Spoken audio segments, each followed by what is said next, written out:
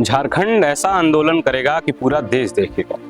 ये बयान अगर कोई आम आदमी देता तो इसे नजरअंदाज किया जा सकता था, लेकिन ये चेतावनी संसद में पास हुए एक बिल को लेके झारखंड के मुख्यमंत्री हेमंत सोरेन ने दी है। एक ऐसा बिल जिसे लोकसभा में बिना किसी बहस के या यूं कहें तो कुछ मिनटों की बहस में ही पास कर दिया गया। नमस्कार, मेरा नाम है सुधांशु तिवारी और आप देख रहे हैं यूथ समाचार।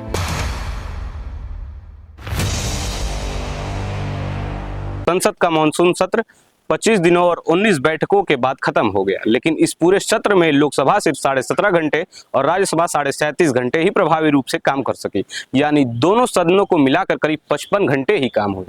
बाकी समय संसद स्थगित ही रहे, बिल्कुल हमारे देश के सरकारी परीक्षाओं की तरह। सदन की कार्रवाई अनिश्चित काल के लिए स्थगित की जाती है।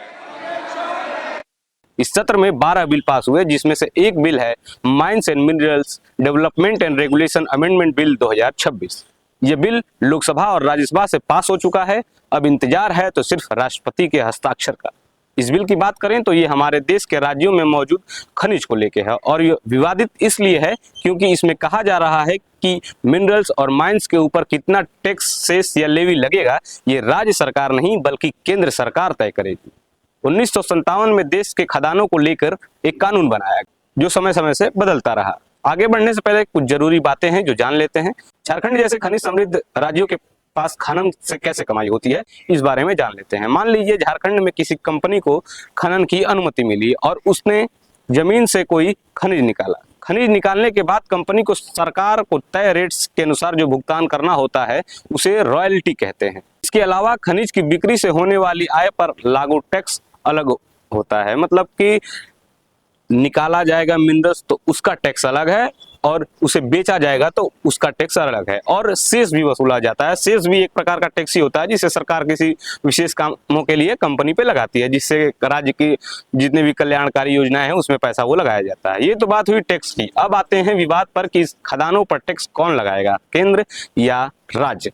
2004 में ये मामला सुप्रीम कोर्ट पहुंचा और 2024 में 9 जजों की बेंच ने ये साफ कर दिया कि मिनरल्स लैंड से राज्य सरकार टैक्स वसूलेगी। लेकिन 2026 के इस बिल में ये कहा जा रहा है कि राज्य सरकारों द्वारा मिनरल राइट्स और मिनरल बियरिंग लैंड पर लगाए जाने वाले टैक्स सेस पर केंद्र सरकार शर्त और सीमाएं तय कर सकेगी, जिससे माइनिंग टैक्स पर टैक्स बर्डन कम होगा। लेकिन झारखंड सरकार का ये कहना है कि खनिज हमारे देश की जमीन से निकल रहा है, खनन का इन्वायरमेंट और सोशल इम्पैक्ट हम झेल रहे हैं, तो उस रिसोर्स से रिवेन्यू तय करने की शक्ति भी राज्य के पास ही होनी चाहिए। मतलब हमारे पास, राज्य के पास, झारखंड के पास होनी चाहिए।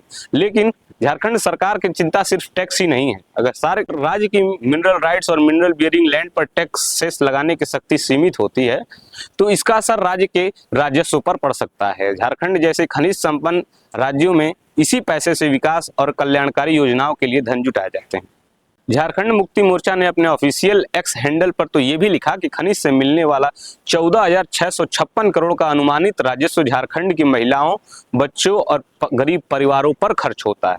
और अब दूसरी चिंता है पर्यावरण और स्थानीय लोगों का, यानी कि इन्वायरमेंट और वहाँ के जो लोकल पीपल हैं उनका। खनन से होने वाला जो इन्वायरमेंटल नुकसान है, जमीन का असर है, माइग्रेशन है, स्थानीय लोगों की आजीविका जैसी समस्याएं को राज्य को ही संभालना पड़ता है। झारखंड का ये तर्क है कि खनिज राज्य की जमीन से निकल रहा है और उसका सामाजिक और इन्वायरमेंटल बोझ राज्य उठा रहा है, तो संसाधन से मिलने वाले राजस्व पर फैसला लेने का अधिकार भी राज्य के पास ही होना चाहिए।